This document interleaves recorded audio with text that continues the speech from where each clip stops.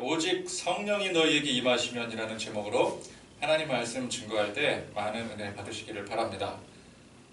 우리가 예수를 믿은 후에 세상 가운데서 어떻게 신앙생활을 바르게 하고 또 참 진리의 말씀 가운데 살아갈지에 대하여 교회와 성도들에게 주는 지침서가 바로 사도행전입니다. 이 사도행전은 제일 첫머리부터 사도들에게 성령으로 명하시고 이 성령의 역사에서부터 시작을 해서 이 성령의 역사로 끝맺음을 하게 되는, 한마디로 말해서 이 사도행전은 성령행전인 것입니다. 예수님께서는 승천하시기 직전에 제자들에게 곧 보내실 성령님을 기다리고 그 성령님이 임해야지만 권능을 받고 주님의 증인된 사명을 감당하리라고 말씀을 하셨습니다. 그래서 이 사도행전 뿐만 아니라 이 성경 전체를 이해하고 또 그 주님의 말씀에 따라 실천하는 데 있어서 가장 중요한 요소가 무엇인가? 바로 주님께서 말씀하신 성령님을 기다리는 것, 그 성령님을 아는 것입니다. 알아야 순종을 할 수 있고 모르면 순종하고 싶어도 순종을 할 수가 없는 거예요. 그러니까 성령님을 바로 아는 데서부터 우리 신앙이 시작되는 것입니다. 성령님을 모르면 아무리 믿는다 해도 그 믿음은 가짜가 되는 것이고 아무리 열심히 신앙생활을 한다 해도 그 열심 또한 가짜가 되는 것입니다. 그러면 성도들이 마땅히 성령님부터 알아야 되고 그 다음에 순종하고 충성을 하고 그래야 되는데 많은 성도들이 안타깝게도 그냥 덮어놓고 순종하고 충성부터 하려고 합니다. 성령 받아라 성령 받아라 하는데 정작 이 성령님에 대한 왜곡된 지식이나 관념을 가지고 성령 받는다고 부르짖으니 출발부터가 잘못된 것입니다. 우리는 열심히 부르짖어 성령 받는 게 중요한 게 아니라 성령님을 바로 아는 게 중요한 것입니다. 예수님께서는 때와 시기가 아버지의 권한에 있으므로 우리가 알 바가 아니라고 하셨습니다. 그러니까 성령님이 언제 오시는지 또 우리가 도대체 언제 성령님을 받는지 이것은 우리가 하는 게 아니라 아버지의 권한이라는 거예요. 중요한 것은 무엇입니까? 때와 시기는 우리가 알 수 없으나 예수님께서 분명히 약속하시기를 성령님을 우리에게 보내주신다라는 것이죠. 이건 예수님이 분명히 우리에게 주신 약속입니다. 그러면 우리가 그 성령 달라고 그냥 목청이 찢어져라 그렇게 열심히 애통하며 부르짖지 않더라도 주님께서 주신 이 말씀만 굳건하게 믿고 또 경건한 마음으로 낮아진 마음으로 겸손한 마음으로 이 하나님의 말씀의 진리 안에 살기를 다짐하고 기다리고 있으면은 성령님은 우리 주님께서 약속하셨기 때문에 자동으로 분명히 우리에게 임하게 되는 것입니다. 그래서 우리는 바른 신앙을 갖고 바른 관념을 갖고 기다리는 것이 중요한 것입니다. 자, 그러면 이제 우리 성령님을 알아야 되잖아요. 예수님께서 보내시겠다고 약속하신 이 성령님이 누구신가? 성령님은 성부, 성자, 성령 이 삼위일체 하나님의 한 위격이십니다. 성령님이 누구신가를 알기 위해 먼저는 삼위일체 하나님을 알아야 됩니다.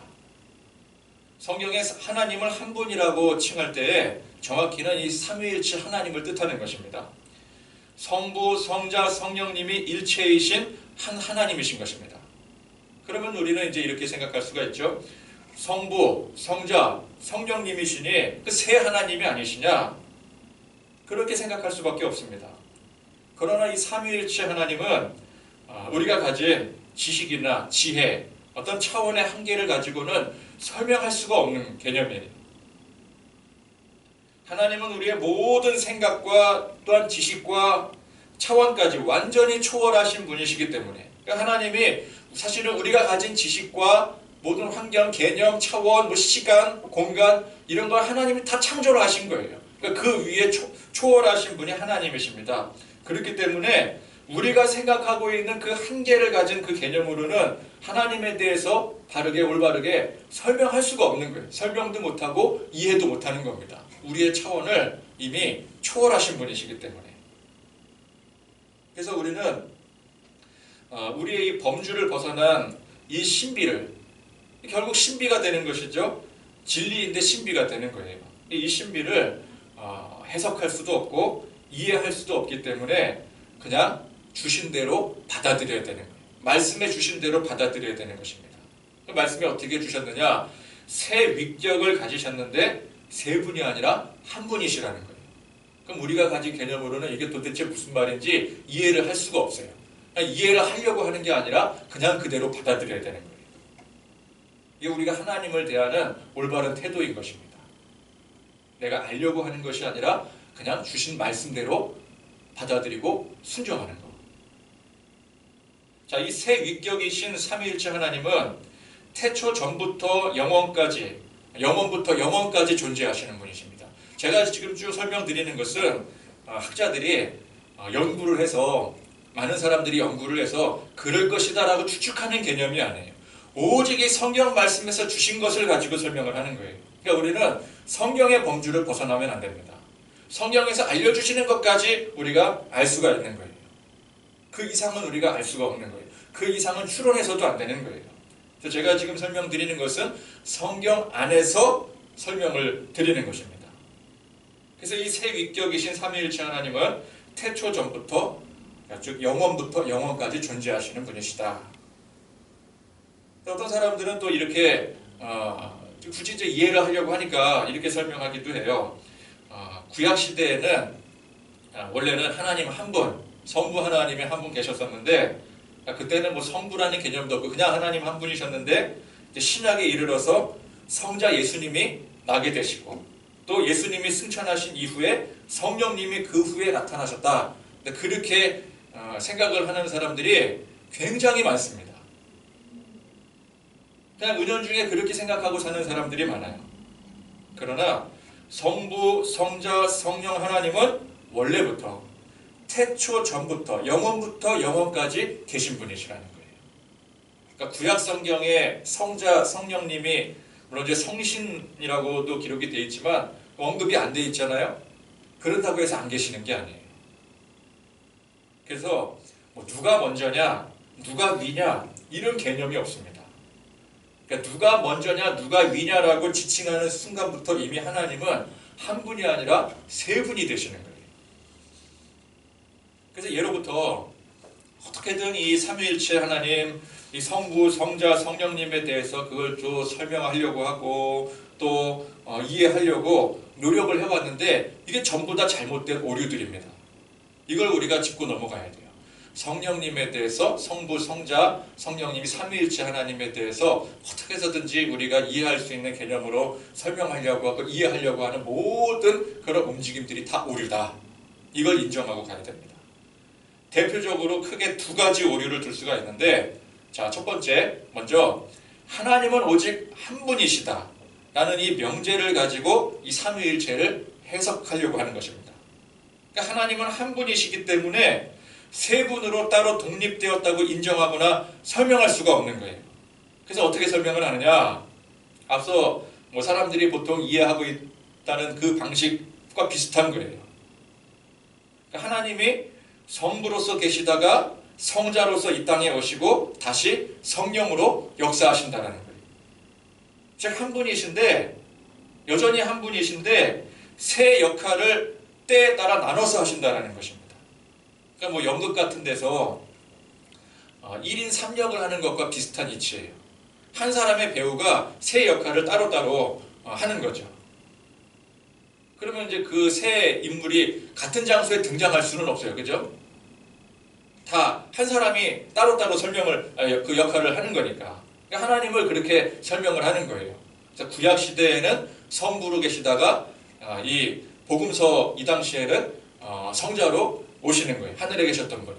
그리고 나서 이제 예수님이 승천하시고 그 하나님께서 이제 다시 성령으로 이 땅에 오신다. 그렇게 이제 이해를 하는 거죠. 그걸 또 이렇게도 설명을 합니다.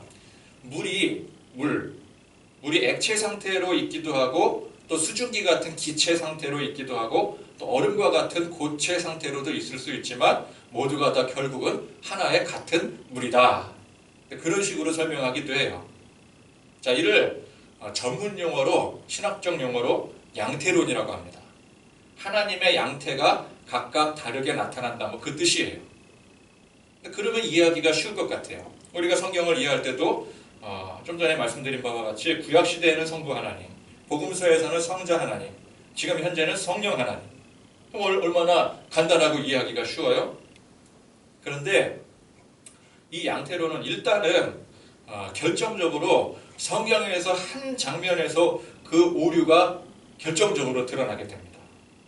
자, 성경 어딘고 하니 마태복음 3장 16절에서 17절입니다. 자, 이거 어떤 장면이냐? 제가 읽어드리겠습니다. 예수께서 세례를 받으시고 곧 물에서 올라오실새 하늘이 열리고 하나님의 성령이 비둘기같이 내려 자기 위에 임하심을 보시더니 하늘로부터 소리가 있어 말씀하시되 이는 내 사랑하는 아들이요 내 기뻐하는 자라 하시니라. 자, 이 장면이 어떤 장면입니까? 예수님께서 이 공생애를 시작하시기 바로 직전에 세례 요한에게 요단강가에서 세례를 받으시는 장면이죠. 그때 하늘에서 소리가 내려오는 거예요. 자, 이 말씀이, 자 보세요. 성부, 성자, 성령님이 그 시각의 한 장소에 동일하게 동시에 등장하시는 성경의 유일한 장면입니다. 그러니까 이 장면이 없었더라면, 그러면 이제 설명이 되게 애매모호할 수가 있는데, 이 장면이 있기 때문에 하나님이 성부로 계시다가 성자로 계시다가 성령님으로 계시다가 그 양태론이 이게 성립이 안 되는 거예요. 그러니까 양태론의 설명대로라면 어때요? 당시에는 그 당시에 성자 예수님으로 계시기 때문에 성부 성령님이 없는 거예요. 그렇죠? 하나님 한 분이시기 때문에. 그 하나님 한 분이 지금은 성자 예수님으로 계시기 때문에 성부와 성령님이 계실 수가 없죠. 근데 이 장면에서처럼 이 세 위격이 동시에 나타나는 현상을 설명할 수가 없는 겁니다. 그러니까 양태론의 이 오류는 세 위격 구분에 실패하는 거예요. 세 위격을 분명히 성경은 구분하고 있거든요. 근데 그 위격 구분에 실패를 하는 거죠. 그러니까 하나님은 한 분이시다. 여기에 이제 이 명제에 집중을 하게 되면은 세 위격을 구분하는 데 실패를 해버리는 거예요. 이 양태론의 오류입니다. 자, 또 하나의 오류는 반대죠. 하나님은 분명 성경에 보니까 성부 하나님, 성자 예수님, 성령 하나님 그렇게 세 분으로 존재하시는 거 아니냐. 그래서 각각 따로 독립된 분이라고 설명을 하는 거예요. 이를 뭐라고 부르느냐? 삼신론이라고 부릅니다. 세 분의 신이 계신다는 뜻이죠. 그러니까 양태론과 삼신론은 이제 반대의 개념을 가지고 있는 거예요. 그러니까 삼신론으로 설명하자면은 원래는 성부 하나님 한 분이셨어요. 그런데 이 땅에 황무함을 보시고 애통하사 사람 하나를 잉태하게 하셔서 하나님의 영을 부여해서 그분이 예수님이 되시는 거예요. 하나님의 영이 이제 독립된 개체로 나가게 되는 거죠. 그리고 그 예수님께서 부활 승천하실 때에 이 땅에 남은 제자들, 그리고 이제 하나님의 사람들, 그 이후에 우리와 같은 이제 하나님의 사람들을 위해서 어떤 이제 예수님께서 예수님의 그 영의 형상을 만들어서 보내신 게 그분이 성령님이 되시는 거예요. 그래서 본래부터 계신 성부 하나님, 이제 이런 개념으로 하면 이제 성부 하나님이 원래는 이제 완전체이신 거죠. 대빵이 되는 거죠. 그 다음이 이제 그 성부 하나님에서부터 나왔으니까 예수님이 됐고, 그럼 막내가 누구예요? 막내가 성령님이 되시는 거예요. 그러니 당연하게 권세와 능력이 차등이 있게 되는 것입니다. 설명하기에 따라서는 예수님은 성부 하나님까지는 아니지만 인간 중에 가장 위대한 분이다. 자유주의 신학자들 중에서 그렇게 예수님에 대해서 설명하는 사람들 많잖아요. 예수님은 인간 중에 가장 위대한 사람이었다. 그런 존재였다. 근데 그렇게 설명할 수가 있죠. 그 성령님은 뭐예요? 그 예수님의 영향을 받은 어떤 정신적인 상태로 설명을 하는 거예요. 자유주의 신학자들이 보통 그렇게 설명하는 사람들이 많아요. 성령은 어떤 우리 안에 어떤 영적인 느낌이라든지 그런 어떤 현상과 같은 정신적 상태다. 그렇게 설명을 해요.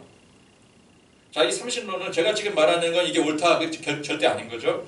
이 삼신론은 결정적으로 하나님은 오직 한 분이시라는 기독교 핵심 교리에 위반이 되는 것입니다. 성경은 삼위일체 하나님에 대해서 이 성부, 성자, 성령님에 대해서도 분명하게 묘사를 하고 있지만 창세기부터 요한계시록까지 오직 하나님은 한 분이시라는 사실을 강조해요. 그러니까 우리가 기독교 신앙에 있어서 하나님을 알아가는 데 있어서 제일 중요한 게 뭐야? 하나님은 오직 한 분이시다 이거잖아요. 근데 이 삼신론은 하나님 오직 한 분이시다라는 이 개념에 위반이 되는 거예요. 그러니까 이게 웃기죠? 하나님이 한 분이시다. 여기에 집착을 하게 되면 양태론의 오류를 범하게 되고, 그럼 하나님이 삼위가니까 세 분 아니시냐 그러면은 하나님이 한 분이시다라는 이 기독교 진리에 이게 오류가 범하게 되는 거예요. 어떻게 설명하려고 해도 이게 오류가 범해질 수밖에 없다라는 거예요.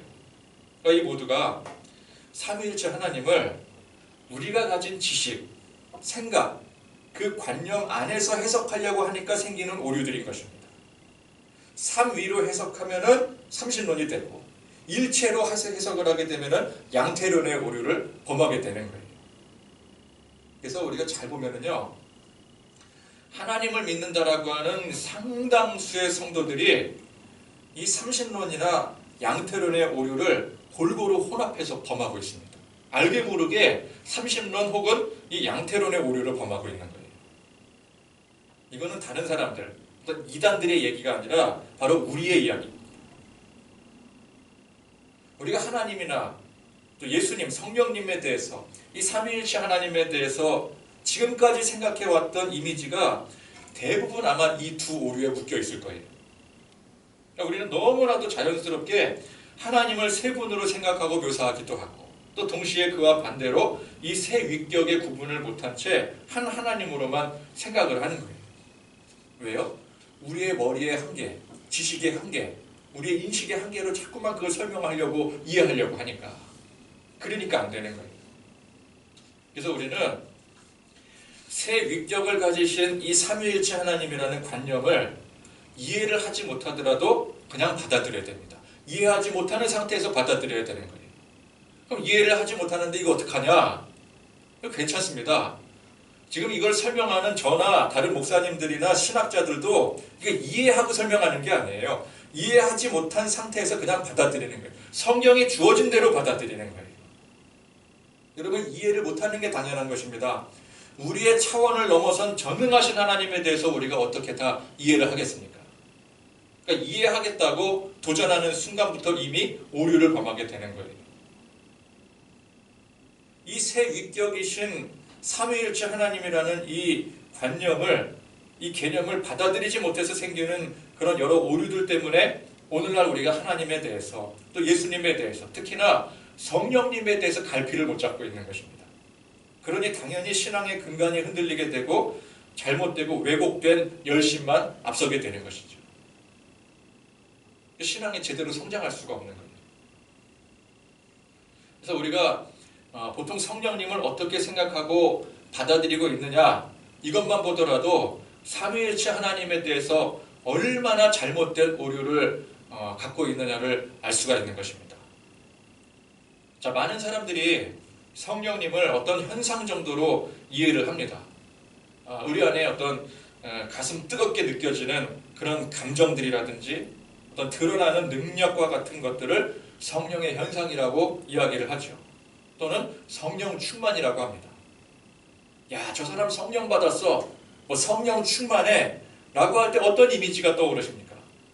뭐 방언이 터지고 뭐 신유, 예언의 그런 막 능력들이 막 생겨나고, 우리가 보통 야, 저 사람 성령 받았어, 뭐 성령 충만해 할 때는 그런 쪽으로 어떤 이미지적으로 떠올리기 마련이에요. 기도원에 가서 기도하는데, 보통 교회에서는 이제 그런 느낌 잘 없는데, 기도원 같은 데 가면, 특별한 어떤 장소 같은 데 가면 기도굴이라도 가고 뭐 산에라도 올라가고 그러면은 막 열심히 막 부르짖어 기도할 때 막 가슴에서 막 불이 생기고 막 입에서 막 불이 토해져 나오고 막 다른 언어가 나오고, 그러면 성령 받았다고 하고, 그렇지 못하면 성령 못 받았다고 보통 얘기들을 해요. 교회도 보면은 역동적으로 부흥 성장하고 그러면 성령 충만한 교회, 그렇지 못하면 성령이 임하지 않는 교회. 그래서 그런 이제 환경들 속에서 신앙생활을 하다 보니까 뭔가 내가 좀 영성이 좀 부족한 것 같고 성령이 충만하지 못한 것 같을 때, 그때 찾는 게 뭐예요? 뭔가 이렇게 확 느낌적으로 손에 잡힐 것 같은 강렬한 경험 내지는 보여지는 능력을 자꾸만 갈망하게 되는 거예요. 저도 예전에 그런 거 좀 찾아보겠다고. 참 나름대로 열심히는 하는데 뭔가 이렇게 잡힐 것 같지가 않는 거예요. 뭔가 느낌이 오지를 않는 거예요. 그래서 친구랑 같이 신학교 다닐 때 친구랑 같이 이제 기도원에 들어가서 막 밤새 막 부르짖어 기도하고 막 그렇기도 했었어요. 모기에 뜯겨가면서 소나무 우리도 한번 소나무 뿌리 한번 붙들고 한번 기도해보자 그러고 밤을 새서 한번 기도해보자. 근데 그렇게 열심히 했음에도 불구하고 내 느낌에 내 생각에 뭔가 변화가 없는 거야. 뭔가 이렇게 확 뭐 이렇게 뭐 빛이 나는 것 같고 막 이상한 막 체험도 해야 될 것 같고 그런데 그런 게 없다 보니까 그렇게 허탈할 수가 없더라고요. 나는 아직 변화되지 못한 건가. 근데 많은 성도들이 그래. 많은 성도들이 그런 어떤 특별한 경험을 했을 때 그것을 보다 깊이 있는 체험이라고 얘기를 해요. 그렇게 이해를 해요. 그걸 성령의 체험이라고 얘기를 해요. 그런 영적 체험을 할 수 있도록 특별한 역할을 하는 것이 그것이 성령님이라고 생각을 합니다. 그런데 여러분, 우리가 하나님을 만나 거룩한 자녀가 될 때 그런 휘몰아치는 불과 같은 경험 내지는 능력만이 그것만이 하나님의 역사가 아니에요. 하나님은 때로 불과 같이 강력해 보이는 현상으로도 임하시지만 조용한 바람과 같은 현상으로도 임하십니다. 아주 고요하게도 임하십니다. 때로 내 안에 불이 임한 것처럼 그런 뜨거운 열정과 능력으로 사명 감당할 수도 있지만 지적인 감동으로 조용히 사명 감당할 수도 있는 것입니다. 보통 이 말씀의 진리를 깨우치고 진리의 사리분별을 하게 될 때 전자보다는 후자, 그러니까 불과 같이 강력한 현상보다는 조용한 바람과 같은 현상이 더 가까워요. 사실은 말씀의 진리를 깨우치고 사리분별하게 될 때 하나님은 선교의 현장과 같이 날마다 특별한 일들이 일어나는 그런 현장 속에서도 임하시지만 우리의 일상과 여러분들의 일상과 같은 조용한 현장 속에서도 동일하게 임하시는 것입니다. 여러분, 조용하게 임하시는 하나님의 역사와 강렬하게 몰아치는 하나님의 역사, 둘 중 어떤 게 진짜일까요? 그거 말할 수 없는 거예요. 둘 중 어떤 게 더 깊이가 있습니까? 이것도 말할 수가 없습니다. 하나님이 역사하신다면 조용하건 휘몰아치건 간에 똑같이 중요하고 똑같이 깊은 거예요. 여러분, 하나님이 역사하시는데 깊고 낮음이 없어요. 덜 중요하고 더 중요하고가 없어요.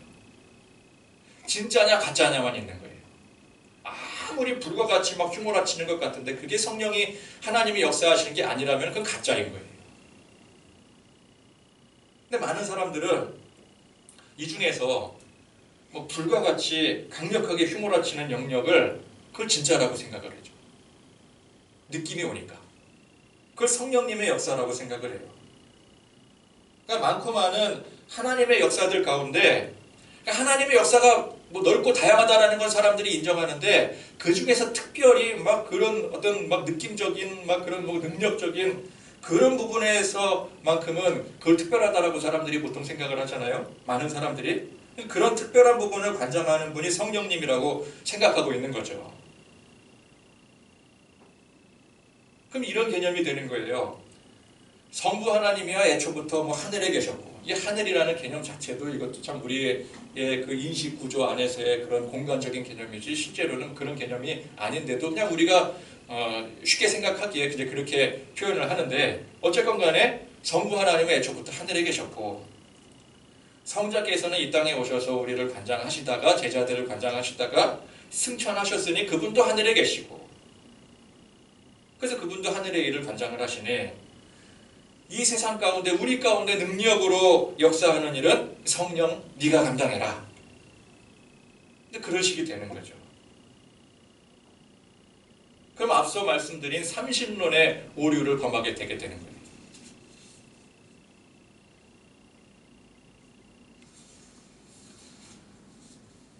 예수를 믿는다고 하는 사람들 중에 스스로 나는 깊이 있다라고 생각하는 사람들이 삼위일체 하나님 중에 성령님이 담당하시는 영역이 가장 깊이 있는 영역이라고 생각을 하고 있는 것입니다. 그러니까 성령 받아야 뭔가 깊이 있고 그 진짜라고 생각을 하는 거예요. 그럼 그 성령 받는다라는 게 뭐예요? 그런 쪽으로 생각하는 거죠. 막 특별한, 눈에 보여지는, 뜨거워지는, 감각적인 그런 현상들. 그렇죠? 이것은 곧 성령님이 극히 한 부분만을 관장하지만 그 한 부분이 가장 센 것이라고 인식을 하는 것입니다. 그러니까 이러한 관념 자체가 이미 성령님의 영역을 한 부분으로 축소시켜버리는 거예요. 동등한 위격의 한 하나님이 아니라 일부분의 영역만을 감당하는 말하자면 분업화된 하나님으로 설명을 하는 겁니다. 그렇게 이해를 하는 거예요. 근데 그 일부분이지만 그게 우리가 볼 때 가장 센 부분이니까 인정한다. 그런 식의 개념이 되는 거예요. 그런데 보세요. 사람들이 그렇게 깊이 있다고, 능력이 있다라고 생각하는, 그러니까 성령님이, 보통 사람들이 생각하는 성령님이 관장하는 그 부분 또한 사실은 유행의 흐름을 따르고 있다는 거예요. 유행의 흐름. 자, 지금이야 교회 안에 좀 힘 있는 목소리 큰 사람들이 또 나름대로 나 능력 받았다고 스스로 깊이 있다라고 주장하는 분들이 성령님은 이런 분이다라고 생각할 때 그 성령님에 대한 묘사가 뭐 그런 강력하고 뭐 휘몰아치는 바람과 같은 불과 같은 그런 능력적인 그런 부분으로 설명을 하지만, 한때는 기독교 안에서 굉장히 정적이고 고요한 가운데 이 진리를 탐구하고 묵상하는 게 그게 깊은 것이고 그게 참 능력이라고 여겼던 적이 있었어요. 과거에. 그러면 그때의 성령님은 어떤 분이에요? 그런 영역을 관장하시는 분이 되는 거예요. 지금은 다르죠. 지금은 뭐 기도를 하더라도 막 불을 토해내듯이 불을 지져야 되고 어떤 신비한 것들이 체험이 되고 그런 영역으로 말하자면 성령님의 역할이 바뀐 거예요. 그러니까 성령님의 역할이 너무 우리 기준으로 수동적이지 않습니까? 또 이렇게 설명을 하면은 사람들이 그러죠. 에이, 누가 성령님을 그런 식으로 믿습니까? 불경하게. 근데 우리가 성령님에 대해서 어떤 뭐 불과 같은 능력이라든지 확실하게 체험되는 그런 특별한 그런 부분으로만 한정지어서 여기는 것이 바로 그러한 오류들을 범하고 있다는 사실을 제가 설명을 드리고 있는 거예요. 그러니까 우리도 모르는 사이에 성령님에 대한 이 왜곡된 관념으로 때에 따라 혹은 유행에 따라 이쪽 일을 관장하시고 또 그러다가 또 저쪽 일을 관장하시는 부분, 그런 분쯤으로 여기고 있다는 것입니다. 은연중에 우리가 성령님을 그렇게 묘사하고 여기고 있다는 거예요. 누구 기준이에요? 순전히 우리 기준이에요. 내 기준인 거예요. 여러분, 이거는 굉장히 무례하고 불경한 태도인 것입니다. 성령님을 어떻게 생각해요? 내가 원하는 것을 이루어 주시는 분으로 생각하는 거예요. 내 관념에 따라 신비하고 다채로운 경험을 하게 해주시는 분으로 스스로 한계를 지어버리는 거예요. 성령님에 대해서. 그리고 그 관념에 빠져서 자기 기준의 깊고 오묘한 세계를, 자기가 이제 기준으로 삼은 그 깊고 오묘한 세계가 있어요. 그거를 자기는 이제 경험을 하고 있고, 그렇지 못한 남들은 수준 낮고 믿음 없는 사람들로 치부하는 아주 교만하고 오만무례한 태도에 지나지 않는 것입니다. 그런 사람들 특징이 뭐예요? 하나같이 영적 교만에 빠져 있다는 것입니다. 자신의 영적 깊이를 안다고 생각을 해요. 그런 사람은 성령님의 위대하심, 성령님의 그 능력을 찬양하는 것 같은데 사실은 모든 게 자기 중심으로 돌아갑니다. 성령님을 자기 한계 안에 가두어 버리는 심각한 불손을 저지르고 있는 거예요. 자기만 이 진리의 깊은 세계를 알고 있대, 체험하고 있대. 그럼 그 사람 죽으면 어떻게 해요? 세상 망하는 거죠. 아무도 그 진리를 알지 못하는데 그 죽으면 안 되는 거예요. 그 사람은. 그러면 또 그게 옳은 줄 알고, 잘 모르니까 또 그게 옳은 줄 알고, 그런 가르침을 받고 따르려는 사람들도 얼마나 많은지 몰라요. 그게 눈에 보여지니까. 그래서 나도 저 사람처럼 기도 열심히 해서 영성이 충만해졌어. 나도 저 사람처럼 능력받고 그래서 내 일들 다 잘 풀리고 부흥하고 성장하는 그런 꿈을 꾸는 사람들. 모두가 잠재적 영적 교만자들인 것입니다. 그러니까 하나님을 알기도 전에 이미 하나님을 자기 안에, 자기 한계 안에 가두어 버리는 거예요. 애초부터.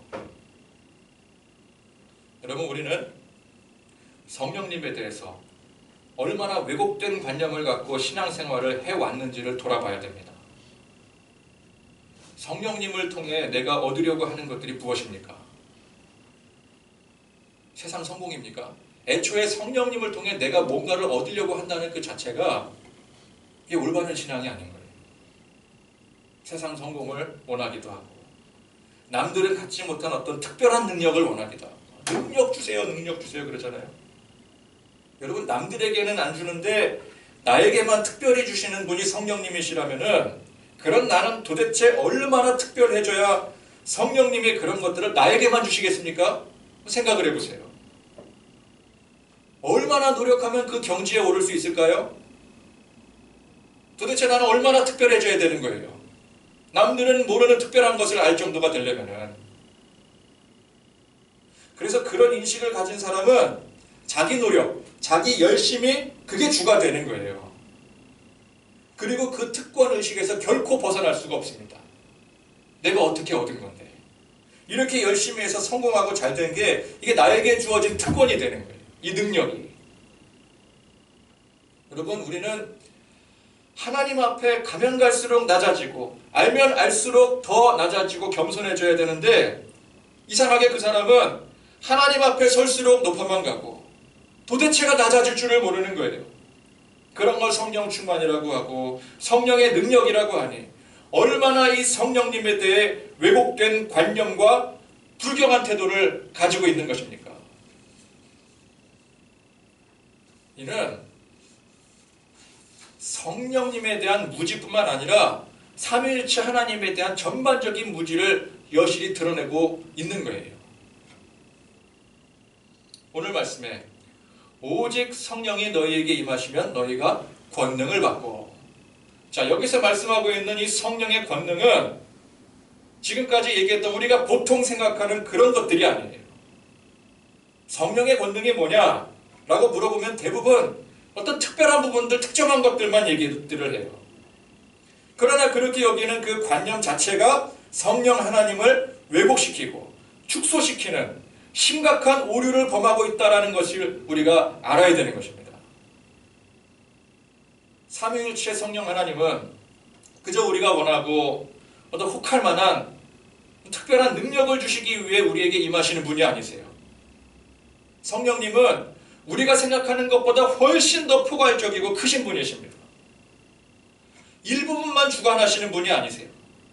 우리의 생각과 관념 속에서 사상과 같은 어떤 그런 느낌적인 분이, 그분이 성령님이 아니십니다. 성령님은 태초 전부터 계시고 이 땅을 창조하시고 다스리시는 창조주 하나님. 우리를 위해 성육신 하셔서 제자들과 동행하시면서 십자가에 달리신 바로 그분. 그 성령님이 임하신다라고 하는 것은 전능하신 삼위일체 하나님이 우리에게 임하신다는 뜻이에요.